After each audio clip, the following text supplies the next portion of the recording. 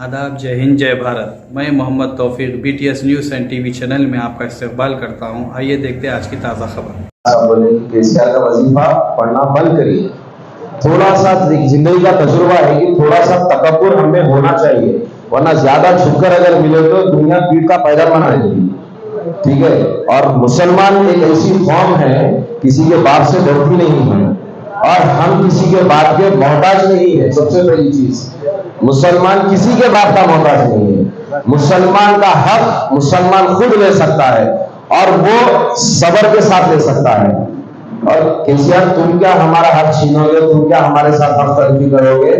केसीआर, तुमको बिठाने वाला परवरदिगार है और वो परवरदिगार है जिसकी हम इबादत करते हैं। बहुत से ऐसे इश्यूज है, 10 सवाल आज प्रोग्राम को मुनक्किद किया गया है। मेरा इसके ऊपर जो हल है, सोल्यूशन मेरे नजदीक, मेरा जो छोटा सा तजुर्बा है कि ये प्रॉब्लम्स आ क्यों रहे हैं, ये प्रॉब्लम्स आ क्यों रहे हैं, इसकी सबसे बड़ी वजह मेरे नजदीक ये है, माइनॉरिटी से रिलेटेड इश्यूज माइनॉरिटी के नुमाइंदे कर ही नहीं रहे हैं। अगर आप उससे पूछेंगे, स्टेट का माइनॉरिटी मिनिस्टर नॉन माइनॉरिटी है, सेंट्रल का माइनॉरिटी मिनिस्टर नॉन माइनॉरिटी है। परसों प्रोग्राम किया, हरीश राव आए, कुछ बात किए, बकवास किए, चले गए। अगेन जो ना बिस्किट चॉकलेट वाली बात किए, चले गए। वहां पर माइनॉरिटी मिनिस्टर नहीं है, जबकि इश्यू माइनॉरिटी का ही है और उसी माइनॉरिटी में हम मेजॉरिटी है। तो मेरा ये सवाल है केसीआर से, यहाँ पर काफी दानिशमंद लोग बैठे हैं, मैं काफी कुछ सीख रहा हूं, लेकिन एक मेरा सवाल ये है कि क्यों एक माइनॉरिटी में जो मुस्लिम मेजॉरिटी है उसका क्यों एक मिनिस्टर नहीं है? उसका मिनिस्टर क्यों नहीं है भाई? मुसलमानों का मिनिस्टर एक माइनॉरिटी में होना चाहिए था। कोकुला ईश्वर एक SC है, आप उनको SC रिजर्वेशन के तहत कुछ और प्लेटफॉर्म दे दीजिए। आप माइनॉरिटीज के लिए माइनॉरिटी नुमाइंदा होना चाहिए, फर्स्ट थिंग। और कब्रिस्तान की बात हो रही है, 4% रिजर्व, 12% रिजर्वेशन की बात हो रही है, ये सब हो रही है। साहब इस्लामुद्दीन साहब, आपका जो फोकस इस चीज के ऊपर है ना, एक छोटा सा फोकस आप जो है ना, माइनॉरिटी को उजागर करने वाली बात, सोने वाले कौम को जगाने की बात करिए। ये चंद मुट्ठी भर से कुछ नहीं होने वाला है। हर एक के साथ, जैसा अभी एक सुल्तानी साहब ने कहा था, 11 की टीम बनाई है, 11 शेरों की टीम बनाई है। वो पीछे फिरने वाले बागर मिलों की टीम मत बनाइए। बस यात्रा करना है आपको, हर उसमें चलना है, बराबर आपके साथ है, बराबर आपके साथ हो। हमारे हक को भीख मांगकर मांगना छोड़ दीजिए। ठीक है, we have got retired IAS officers with us, we have got the judiciary with us. तो मेरा सिंपल सा सवाल ये है कि why we can go legally? भाई आप जब लीगली इतने बार गए हैं, एक मीडिया में इसका रिप्रेजेंटेशन आई है, मीडिया में जो है ना आपको पता चले कौन को कि भाई हमारे लोग आलमी तौर पर भी लड़ाई लड़ रहे हैं, लेकिन हमारे लोग ये नहीं है। यहां पर प्रेस कॉन्फ्रेंस हो रही है, राउंड टेबल कॉन्फ्रेंस हो रही है, कितने ऐसे लोग हैं जिसको ये पता है? नहीं है। इस्लाम साहब के करीब जो है उनको पता है, मेरे करीब जो है उनको पता है।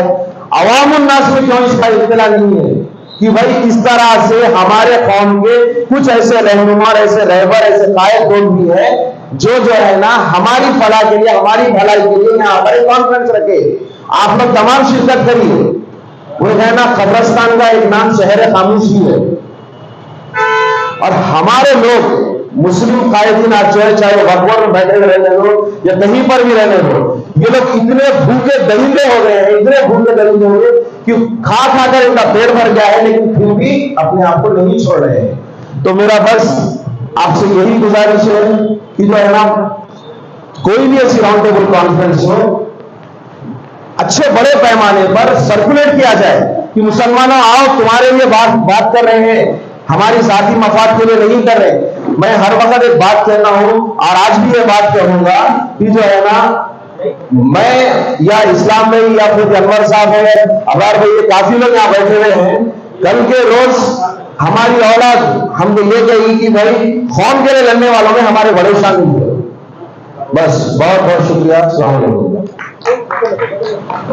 मुस्लिम्स है उनके बारे में बात करने के लिए हमारे सामने 2 विकल्प है। हम एक फुटबॉल है, हमको TRS वाले लात मारे तो हम जाके कांग्रेस के कदमों में गिर जाते हैं। कांग्रेस वाले लात मारे तो हम आके टीआरएस वालों के कदमों में गिर जाते हैं। ये हमारा रियल फैक्ट है। ये दूसरे स्टेट में दूसरे हालात है। आखिरी में मजबूर होकर कुछ मुसलमान जो है बीजेपी में भी चले गए। तो अब यहां पर क्या है, तेलंगाना में इलेक्शंस है, तो तेलंगाना के 60 लाख मुसलमान है तेलंगाना में, एक दो नहीं है। We are nearly 60 lakh, that counts to 16.47%। Hyderabad में सबसे ज्यादा है, रंगारेड्डी में सेकंड है, निजामाबाद में है।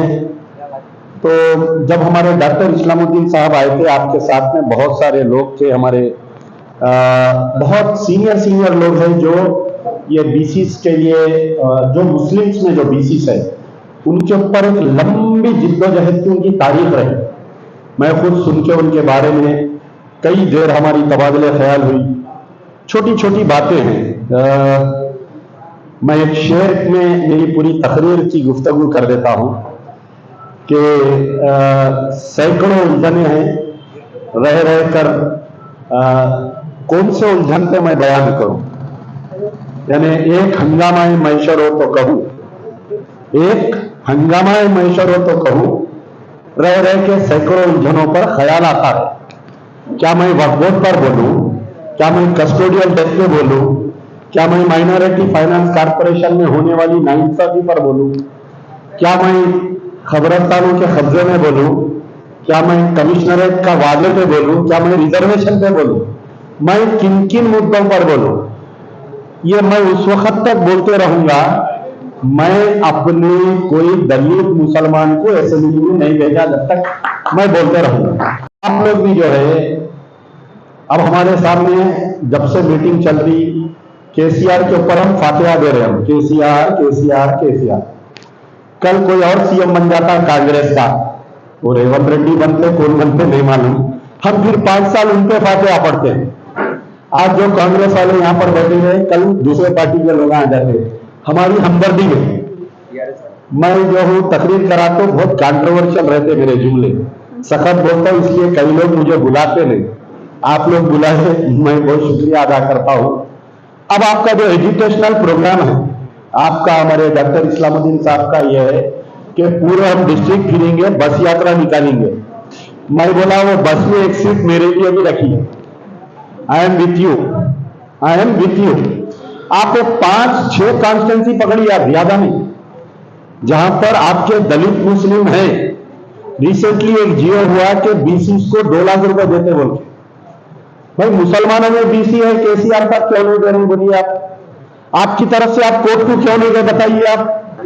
चलो बीसी में मुस्लिम्स है ना, मुस्लिम्स में ऑलरेडी 14 कैटेगरीज ऐसे है जिसको सेंट्रली स्टेट बीसी मानता। कितने 14 तक करते हैं सब? आपके धोबी है,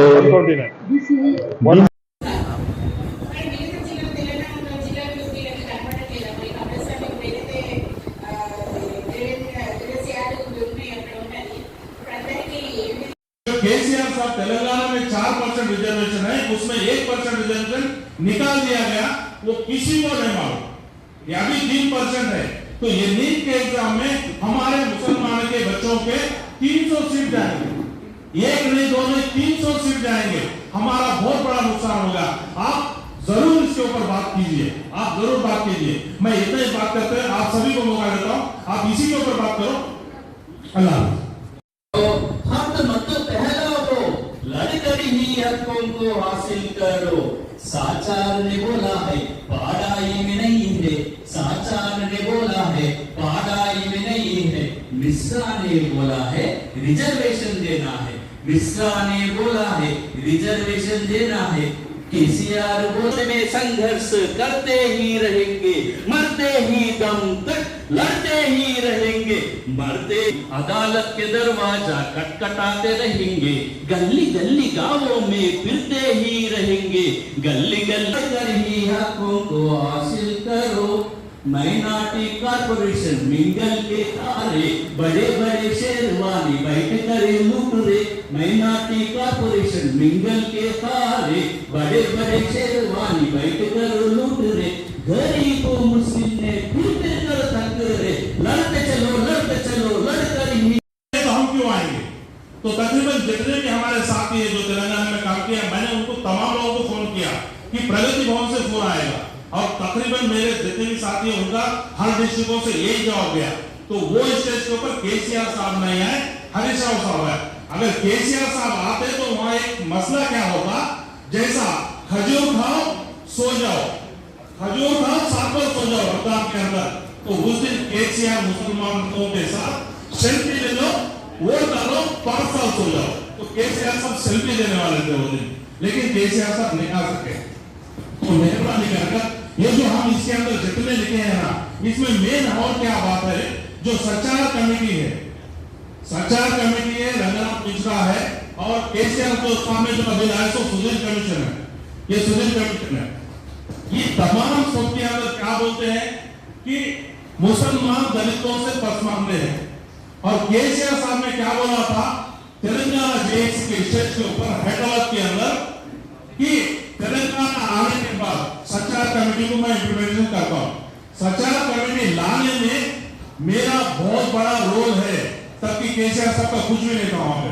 जब कांग्रेस गवर्नमेंट जब सचार कमेटी डाली, उस टाइम में कांग्रेस गवर्नमेंट के ऊपर प्रेशर मैं ही डाला हूं।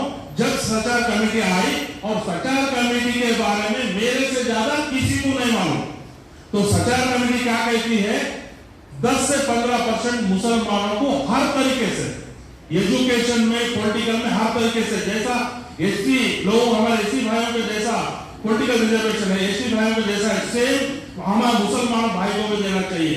तो अगर केसीआर साहब सचार कमेटी को इम्प्लीमेंटेशन करते, तो हमारे को यहाँ पे तेलंगाना में 15 सीट रिजर्व रहते, हमारे मुसलमानों के रिजर्व रहते।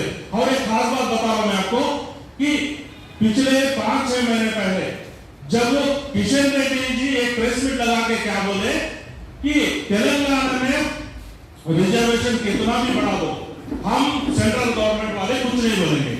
तो केसीआर साहब हमको 12% दे सकते थे ना, जब आदिवासियों को दिए तो हमको क्यों नहीं दिए, आदिवासियों को हमको नहीं दिए। तो हम इसी के ऊपर बात करेंगे और इसी के ऊपर केसीआर साहब से सवाल करेंगे। अगर सचार कमेटी सही तरीके से इम्प्लीमेंटेशन हुआ, केसीआर साहब ने बोले तो बात है ना वो, तो हमको पॉलिटिकल में रिजर्वेशन मिलेगा, एजुकेशन में रिजर्वेशन मिलेगा, हमारे बच्चे आईएएस आईपीएस बनेंगे।